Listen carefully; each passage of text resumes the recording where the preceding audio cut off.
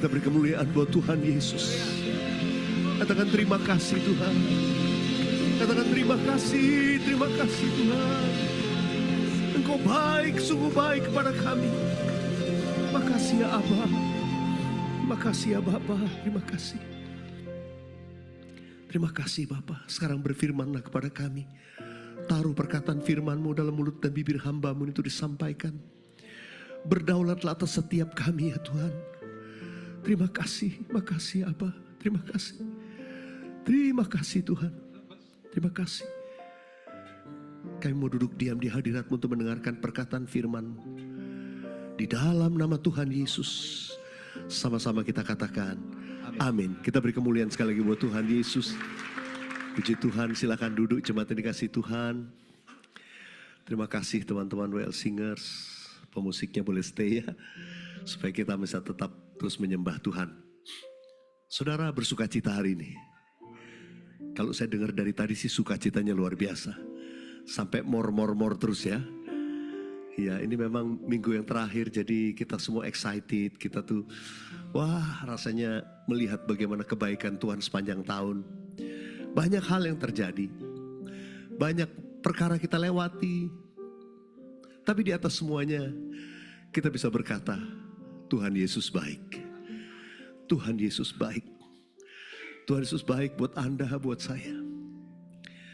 Apapun yang kita lewati sepanjang tahun 2024, ya, kita bisa berkata Tuhan baik di atas semuanya. Kalau kita flashback kembali, mungkin banyak hal, mungkin secara manusia sudah melihat kenapa begini terjadi, kenapa saya mengalami kemunduran, kenapa begini. Ada banyak pertanyaan. Tapi mari kita renungkan kalau kita masih ada sebagaimana kita ada saat ini. Itu sekali lagi karena kasih karunia Tuhan. Itu karena kemurahan Tuhan. Tak ada sih. Katakan sama-sama. Ku ada sebab anugerah-Mu. Ku ada karena kasih-Mu.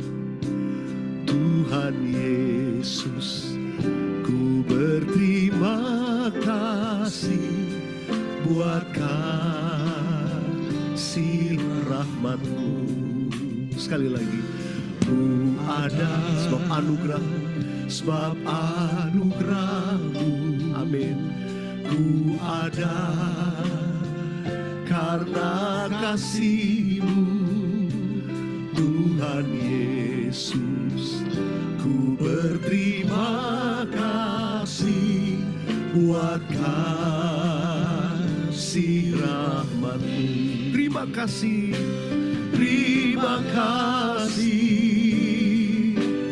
Yesus, terima kasih. Hanya anugerah-Mu buat hidupku sekarang. Ku kan memuji-Mu selamanya. Hanya anugerah-Mu, hanya anugerah-Mu buat hidupku sekarang. Ku kan memuji-Mu selamanya. Kita beri kemuliaan buat Tuhan Yesus. Nah, saudara dikasih Tuhan, kita tinggal beberapa hari lagi, ya 3 hari lagi kita sudah memasuki tahun 2025. Hari Rabu nanti ya, tanggal 1 Januari. Saudara, saya merenungkan apa pesan Tuhan memasuki tahun yang baru ini. Mumpung saya nanti Januari gak ketemu saudara, jadi mungkin baru Februari lagi ada atur jadwal. Jadi saya pikir ini, tadi saya renungkan menyampaikan pesan terkait Natal. Tapi waktu saya di situ tadi, terus tadi nyanyi lagu rancangan. Oh ini enggak, ini harus masuk pesan masuk 2025. Siap pendapat pesan Tuhan masuk 2025? Amin. Ayo kita buka Matius pasal yang ke-6. Matius pasal yang ke-6. Ini sebetulnya adalah doa yang diajarkan Tuhan Yesus. Kita akan baca sama-sama. Saudara, saya percaya kunci masuk 2025 ini doa. Katakan doa.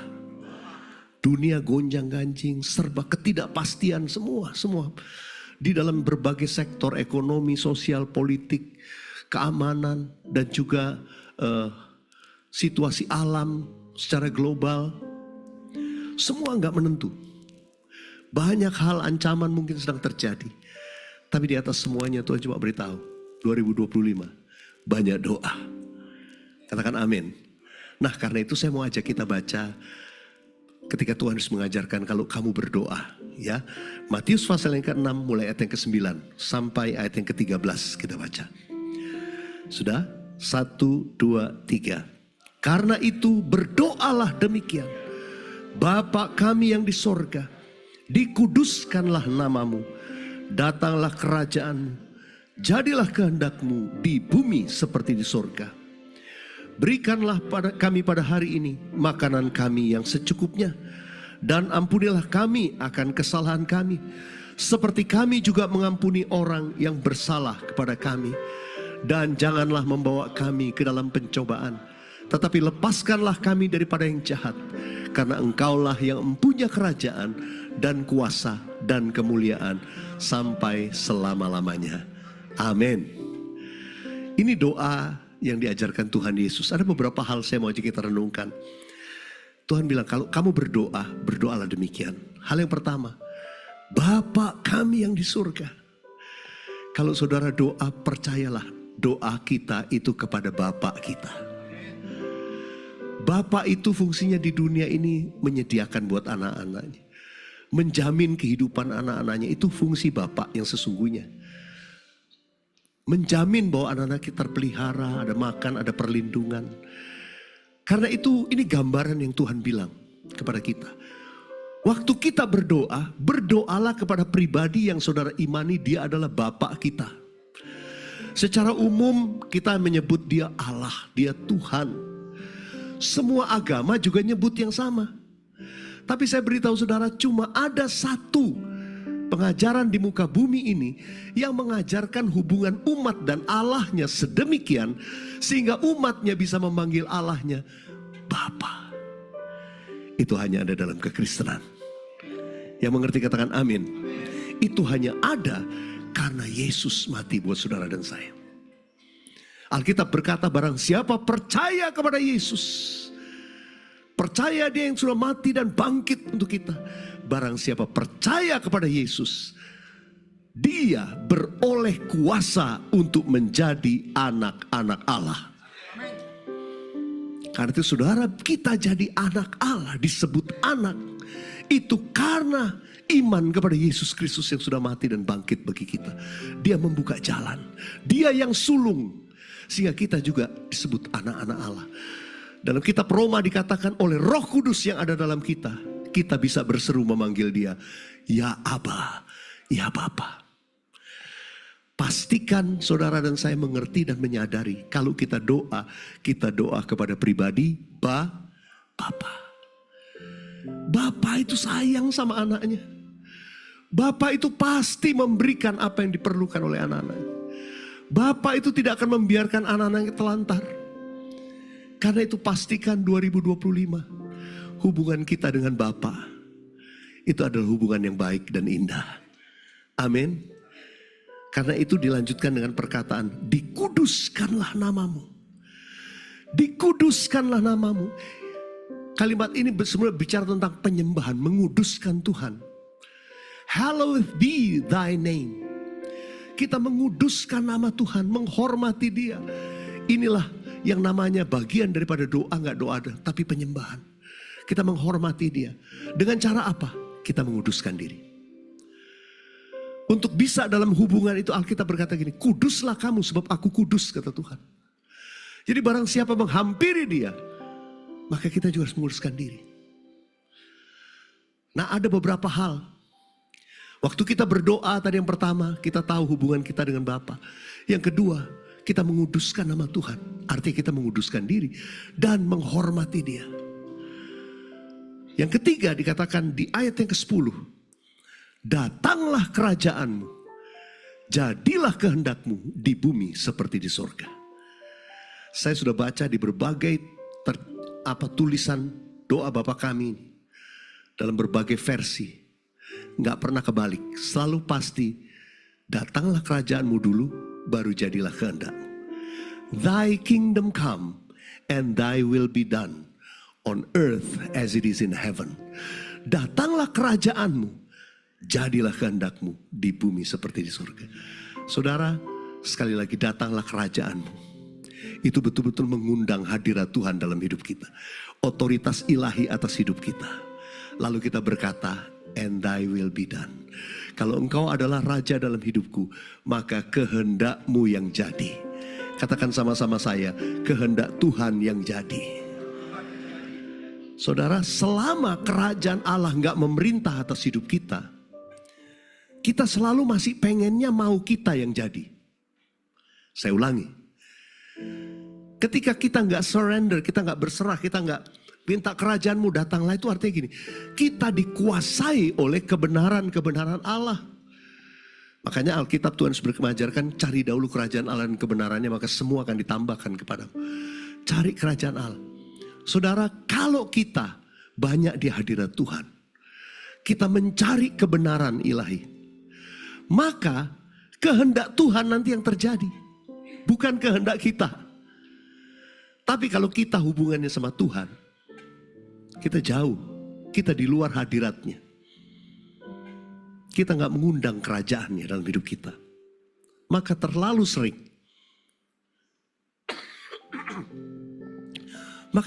sering kita tuh akan memaksakan kehendak kita yang jadi. Saudara, gak mudah. Ketika Tuhan Yesus berkata, Bapa, bukan kehendakku, tapi kehendakmu yang jadi. Kalau boleh lalukan cawan ini daripadaku, tapi bukan kehendakku, kehendakmu yang jadi. Ini orang yang dikuasai oleh kebenaran prinsip kerajaan Allah. Kalau saudara hidup ini penuh dengan firman, penuh dengan prinsip kerajaan Allah, dalam segala hal yang kita hadapi, kita bisa berkata, Tuhan, bukan kehendakku, kehendakmu yang jadi. Dalam menghadapi berbagai hal, Tuhan, ini saya gimana nih, usaha saya, bisnis saya jalan apa saya tutup aja, saya lanjut apa enggak Tuhan. Oh, keinginan kita kan begini, kita pengen 2025 pokoknya buka cabang sini. Tapi tanya dulu, Tuhan, saya mau kebenaran. Kalau saya lakukan ini adalah untuk Tuhan. Kalau bukan, halangi Tuhan, biar kehendakmu yang jadi. Yang mengerti katakan amin. Ini orang yang berserah. Kalau kita berdoa, kita percaya, menguduskan nama Tuhan, tapi jangan lupa yang ketiga, kita berserah kepada kehendak Tuhan, bukan kehendak kita. Kalau kehendak kita kecewa, kita ngotot, kita maksain Tuhan. Kenapa Tuhan? Kenapa gak terjadi? Tuhan gak jawab doa saya. Ada orang yang kadang-kadang kalau minta permohonan doa, ya Pak, doakan supaya ini nanti gini, nanti kalau ini terjadi gini Tuhan. Tuhan, supaya nanti anak saya begini, supaya nanti kalau dia nanti dia akan gini. Loh, kita udah konsep dulu jawabannya. Jadi Tuhan suruh cocokin sama maunya kita. Kemarin saya baru doakan orang biasa saya suka buka di IG saya yang DM, pasti saya suka doain. Pastor, doakan supaya nanti saya ini punya tempat nih tanah. Ini kalau kejual nanti saya tuh rencananya mau ini. Nanti kalau udah ini saya mau beli ini. Biarlah Tuhan buat berhasil Tuhan. Pak, saya mau beresin semua utang biar ini boleh terjadi. Doakan saya Pak. Ada lagi yang mau bayar utang. Pak, saya ada tanah. Saya doa, saya udah lama nih gak kejual-jual. Biarlah ini bisa kejual supaya saya bisa beresin semua ini. Saudara, itu ketulusan hati kita. Tapi saya mau beritahu saudara, pernahkah kita berkata, Tuhan kehendakmu yang jadi? Di luar pemikiran kita. Sebab apa saudara? Tuhan bisa jawab lebih daripada itu. Tuhan bisa jawab bukan seperti yang kita pikirkan. Tuhan bisa aja pikir tanah ini nanti di kemudian hari akan berguna untuk kamu. Jangan kamu jual. Tuhan punya cara lain. Jadi kembalikan itu kepada kehendak Tuhan, bukan rencana kita. Yang mengerti katakan yes. Ini penting. Supaya apa? Waktu kita doa, kita nanti gak marah-marah sama Tuhan. Tuhan, kenapa gak jadi seperti itu? Tuhan gak jawab doa saya. Itu bukan doa saudara, itu kepengenan saudara. Jadi harusnya doa itu berserah. Ada prinsip berserah. Boleh katakan amin. Lalu kemudian setelah kita tadi memegang 3 prinsip ini, maka doa Bapa kami yang diajarkan Tuhan Yesus itu juga mengandung 3 permintaan. Mulai dari ayat yang ke-11. Berikanlah kami pada hari ini makanan kami yang secukupnya. Sebetulnya 3 permohonan ini adalah 3 kebutuhan manusia. Yang pertama, saudara kan perlu kebutuhan hidup. Sandang, pangan, papan. Berikan kami pada hari ini makanan kami yang secukupnya. Tuhan itu mengajarkan untuk hidup dengan rasa cukup. Katakan amin. Jadi kita gak berdoa, Tuhan berikan kepada kami makanan setahun Tuhan udah siapin. Enggak. Sebab Tuhan tuh mau mengajar kita supaya kita berserah day by day. Tiap hari kita bersandar kepada Tuhan. Berikan makanan kami secukupnya. Tapi secukupnya itu pun mengingatkan kita bahwa tubuh ini juga ada batas cukupnya. Jangan greedy. Greedy itu apa? Tamak, rakus. Jangan. Jadi kalau kita berdoa gini, kita juga tahu mengontrol diri kita. Ini udah cukup. Ada ajaran yang mengatakan gini, kalau kamu makan, begitu kamu rasa 80% udah cukup, stop. Karena itu mungkin cukup yang baik kayak gitu. Jadi kalau saudara lihat satu piring, waduh, ini mumpung ini. Mumpung di pesta. Langsung. Itu yang namanya memindahkan gunung. Jangan. Kita selalu minta Tuhan beri makanan secukupnya. Saya ingat pernah melewati masa-masa di mana Tuhan ajar saya. Saya mulai melayani Tuhan. Saya belajar betul-betul bersandar. Kadang tiap hari itu, Tuhan nanti besok makan apa gak tahu. Tapi selalu tiap hari berdoa, Tuhan Engkau menyediakan. Tuhan menyediakan. Besok disediain. Begitu gak disediain, oh berarti hari ini saya lagi disuruh puasa. Saya ngelewati itu 1 tahun dalam hidup saya itu hidup karena iman, mujizat. Dan di situ saya lihat Tuhan itu luar biasa. Saya percaya Tuhan itu gak akan pernah membiarkan kita. Dia tidak akan biarkan anak-anaknya kelaparan karena dia Bapa.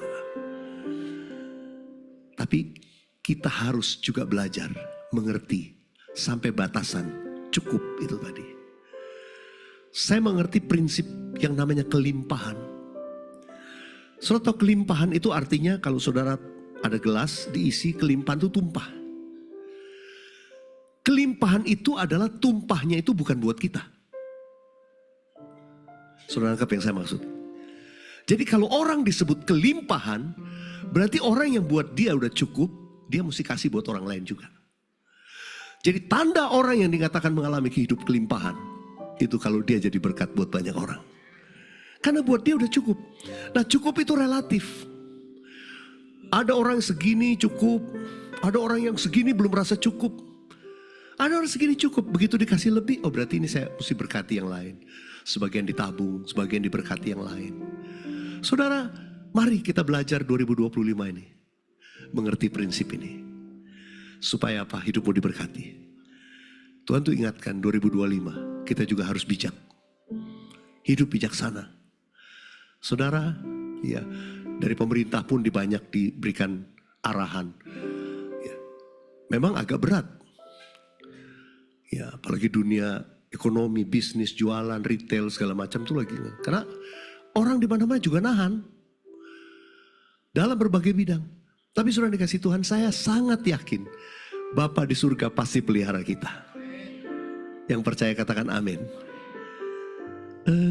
Engkau sanggup mengadakan, katakan, segala yang ku perlukan, menurut kehendak-Mu terjadilah.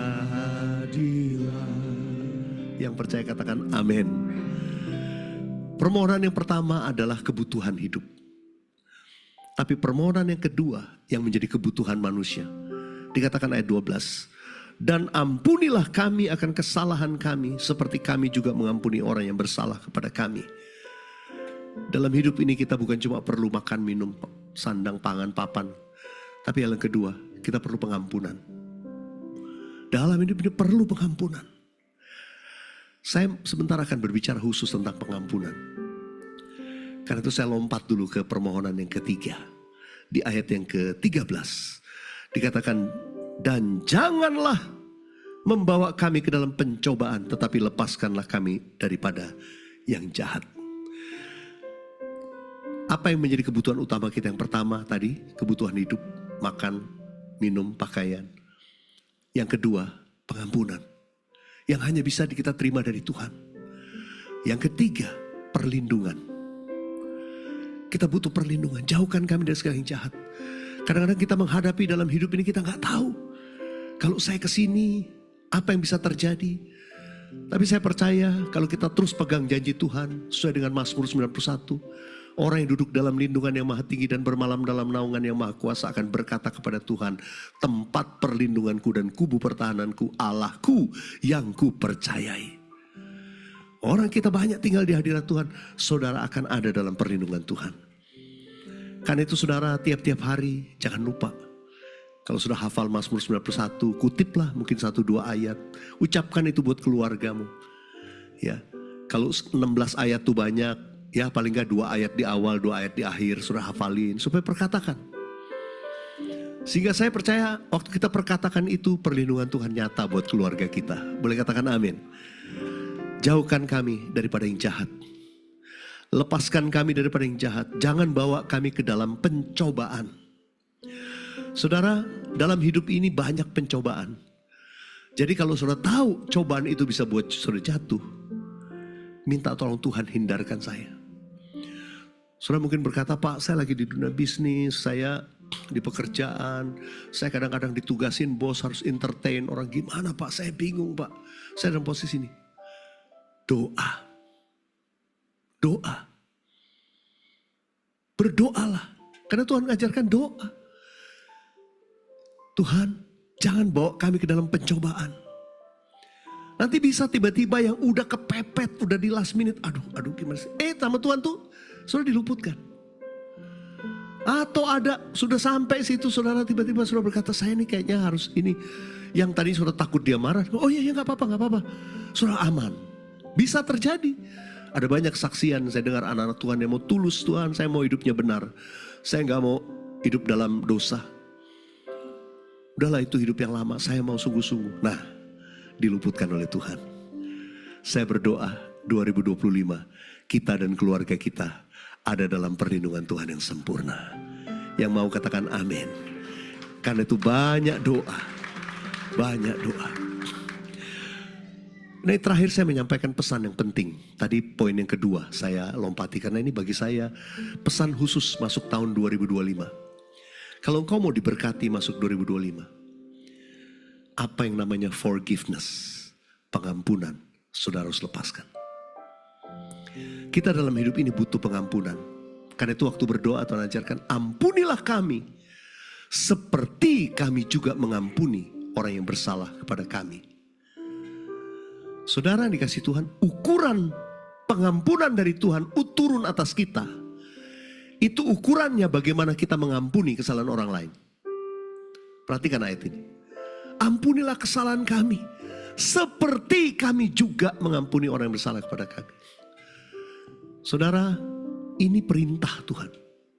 Saya mau ajak kita baca ayat lanjutan dari doa Bapa kami. Menarik sekali. Tuhan Yesus tekankan lagi sekarang di ayat 14 dan 15. Kita baca sama-sama.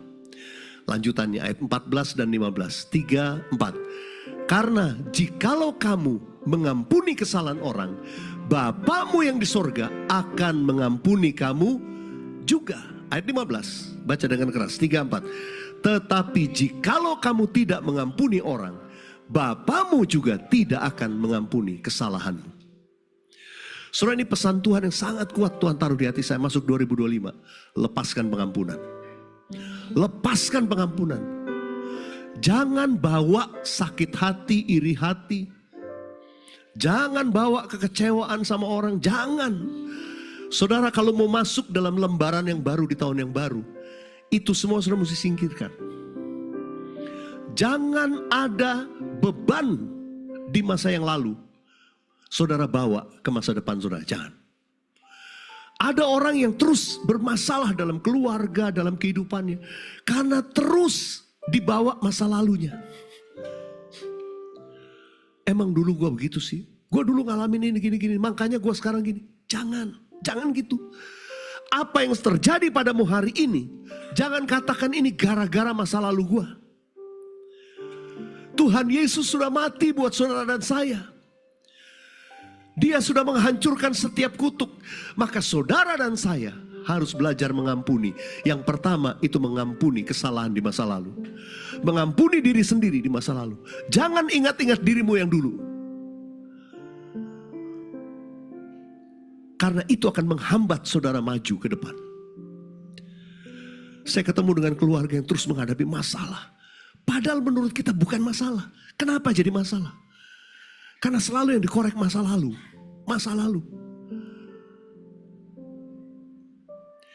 Saudara, saya mau beritahu 2025. Mari masuk dengan lembaran yang baru. Buka lembaran baru. Mengampuni diri sendiri, lalu mengampuni orang lain. Mulailah dengan orang terdekat saudara. Karena ada beberapa orang bilang gini, lebih mudah mengampuni orang yang kita gak kenal daripada orang yang sangat dekat. Betul? Tapi saya ajarkan saudara mulai dari yang lebih sulit. Belajarlah mengampuni orang paling dekat dengan saudara. Kalau saya sedang memberikan konseling atau khotbah pernikahan, saya selalu ingatkan gini. Alkitab berkata kasih Kristus itu dasar hidup suami istri. Kalau mau hidupnya diberkati berbahagia, dasarnya itu kasih Kristus.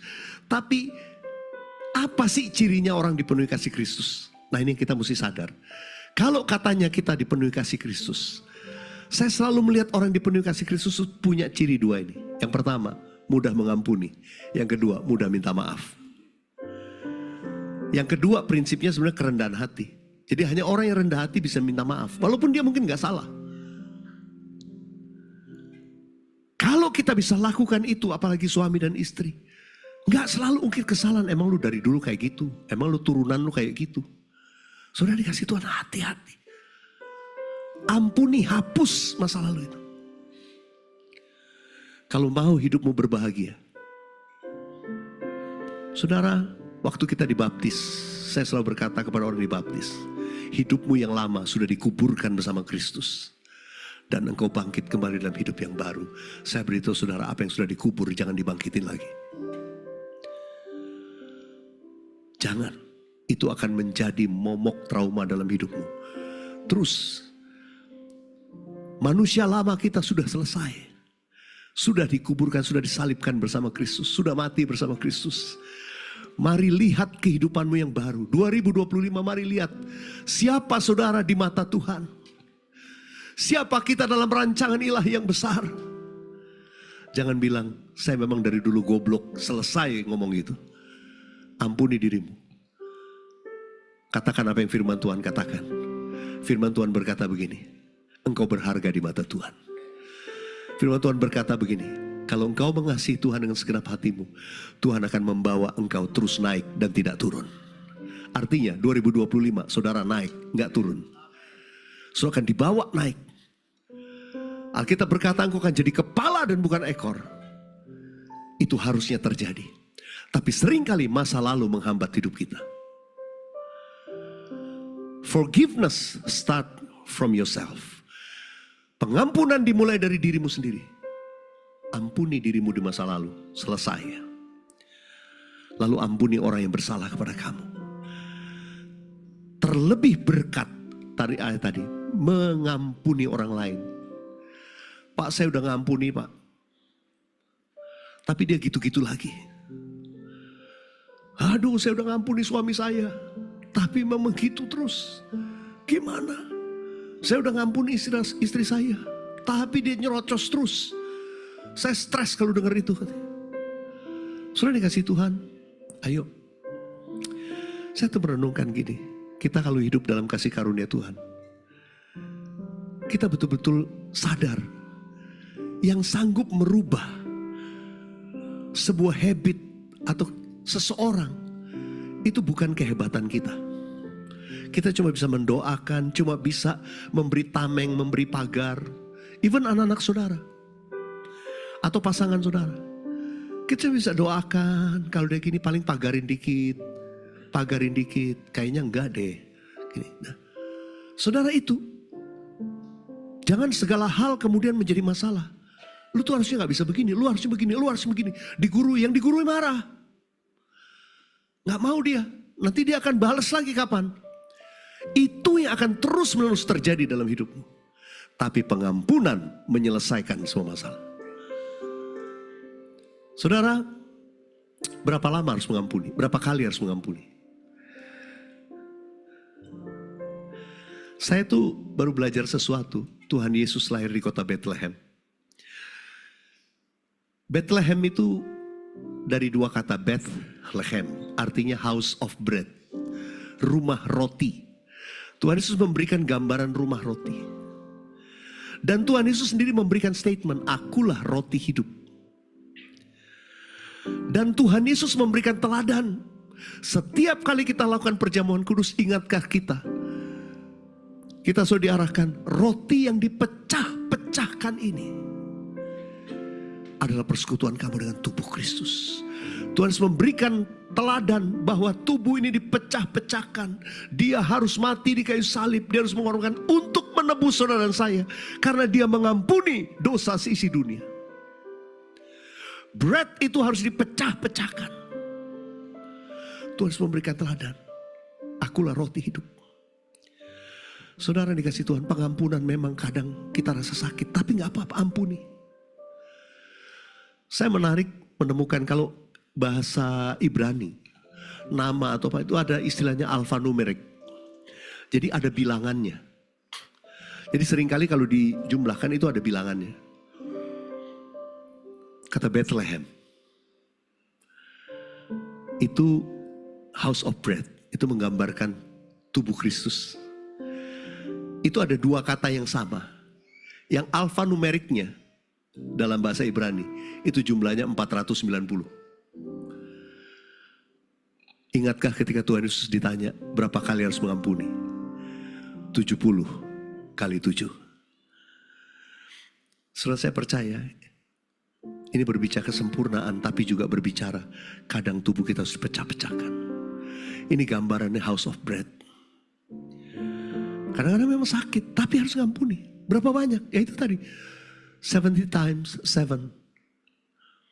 70 kali 7 kali. Siap mengampuni. Langsung lemes, amin ini. Ampuni dari orang paling dekat. Baru ampuni musuh. Ampuni. Doakan mereka. Pertanyaannya selalu berkata begini, Pak, saya ngampuni sih ngampuni Pak, tapi saya gak bisa lupain. Pak, saya bisa ngampuni tapi saya gak bisa ngelupain. Gimana Pak?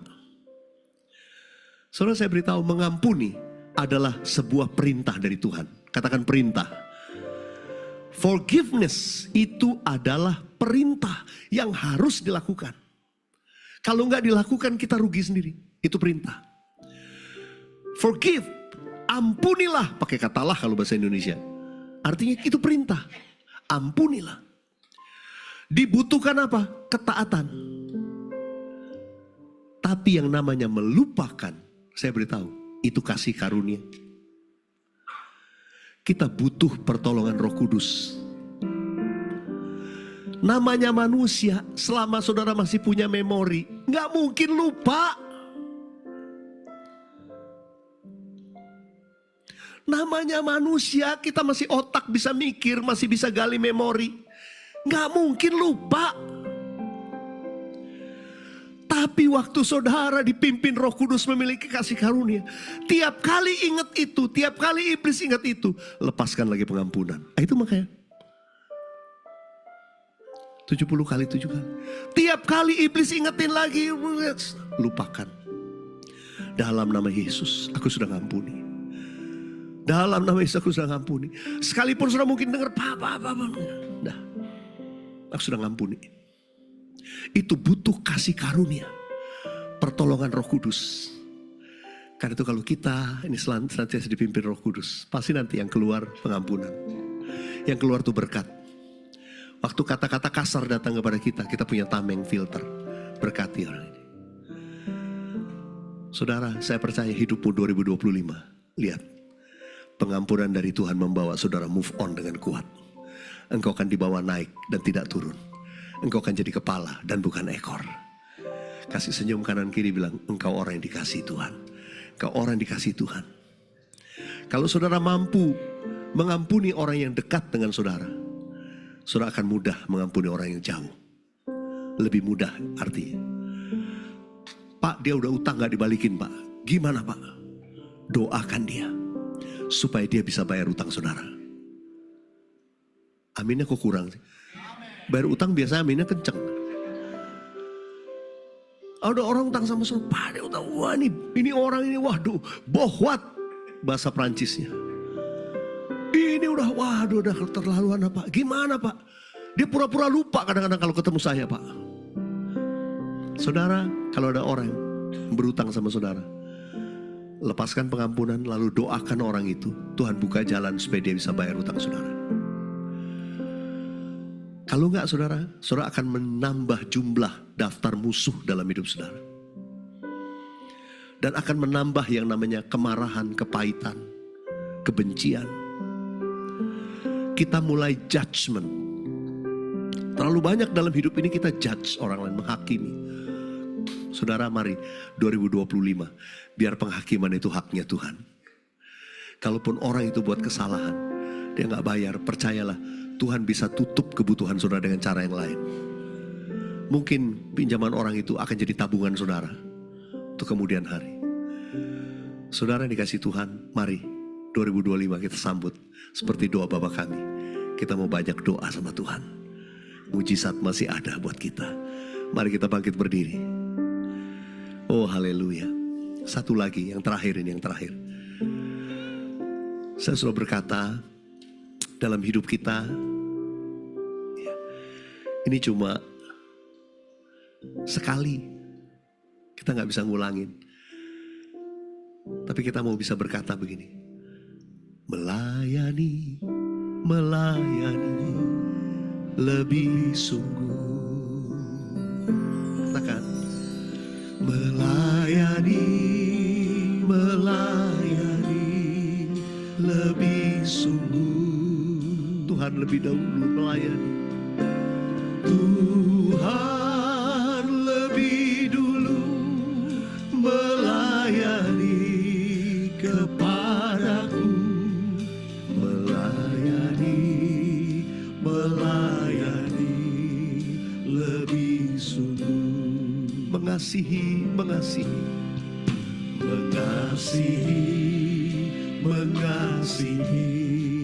lebih sungguh. Kita mengasihi Tuhan dan mengasihi sesama. Mengasihi lebih sungguh. Tuhan yang lebih dulu mengasihi. Tuhan lebih dulu mengasihi kepadaku. Mengasihi lebih sungguh. Bolehkah ini komitmen kita masuk 2025? Katakan mengampuni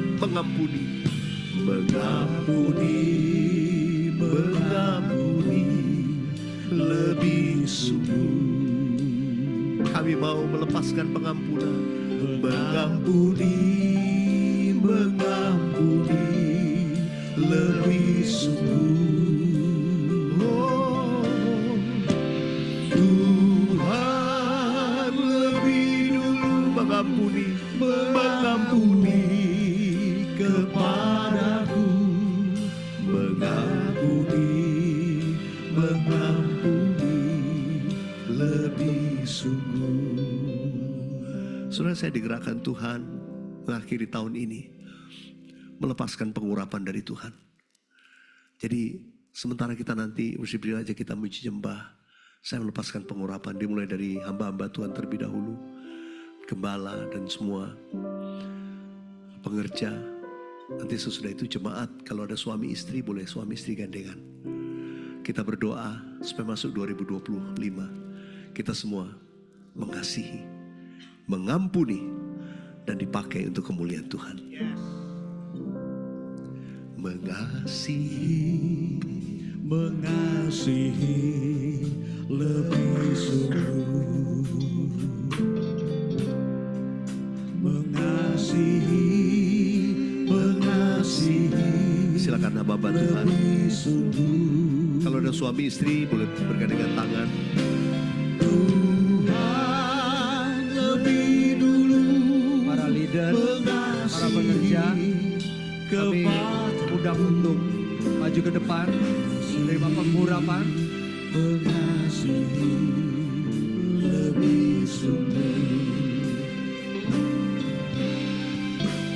mengasihi, mengasihi lebih sungguh, mengasihi, mengasihi lebih sungguh. Tuhan lebih dulu mengasihi kepadaku, mengasihi, mengasihi lebih sungguh, melayani, melayani lebih sungguh, melayani, melayani lebih sungguh. Tuhan lebih dulu melayani kepadaku, melayani, melayani lebih sungguh.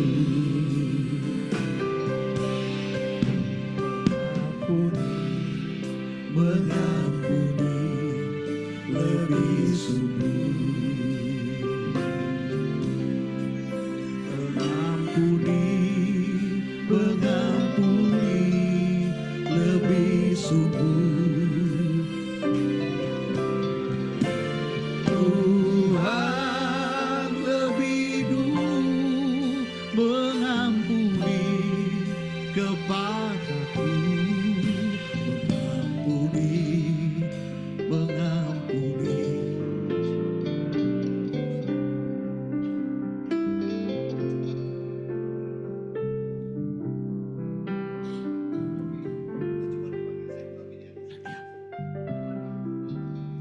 Jemaat Tuhan juga diaken boleh tolong diatur. Untuk jemaat Tuhan juga boleh diurapi.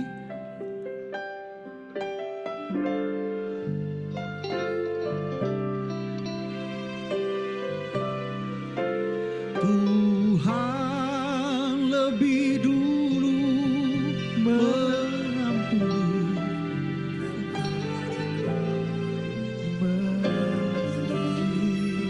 mengampuni lebih sungguh, mengasihi, mengasihi lebih sungguh, mengasihi, mengasihi lebih sungguh. Tuhan lebih dulu mengasihi kepadaku, mengasihi, mengasihi lebih sungguh, mengampuni, mengampuni, mengampuni lebih sungguh, mengampuni, mengampuni lebih sungguh. Tuhan lebih dulu mengasihi kepadaku, mengampuni lebih sungguh.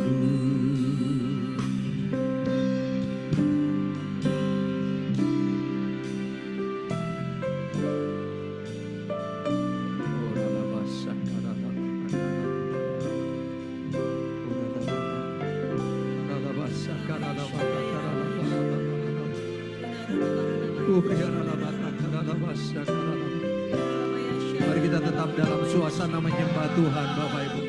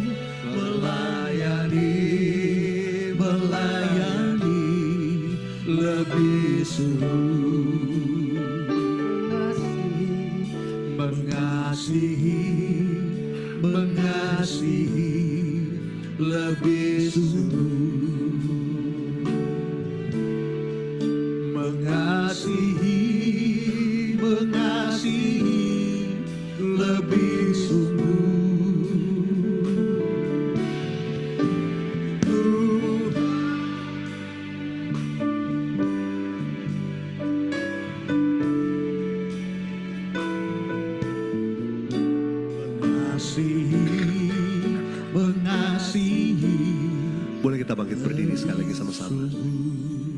Sebelum nanti ada pengumuman persembahan, sebelum doa berkat, saya mau ajak kita buat komitmen. Waktunya kedatangan Tuhan sudah lama. Kita buat keputusan. Kita mau dipakai untuk melayani, untuk kemuliaan Tuhan. Amin. Hidup ini dipakai jadi saksi Tuhan di mana kita berada. Hidup ini adalah kesempatan. Katakan, hidup ini untuk melayani Tuhan. Jangan sia-siakan waktu yang Tuhan beri. Hidup ini hanya sementara. Ini doa kami, oh Tuhan, oh Tuhan, pakailah hidupku selagi aku masih kuat. Bila saatnya nanti ku tak berdaya lagi, hidup ini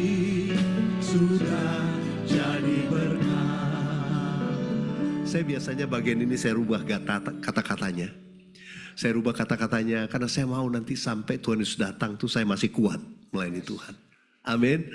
Jadi saya biasanya bila saatnya nanti, bukan ku tak berdaya lagi, tapi saya mau bila saatnya nanti Yesus datang kembali, hidup ini sudah jadi berkat. Semua mau? Ayo angkat tangan kita katakan, bila saatnya nanti Yesus datang kembali, hidup ini sudah jadi berkat. Sekali lagi katakan, bila saatnya nanti Yesus datang kembali, hidup ini sudah jadi berkat.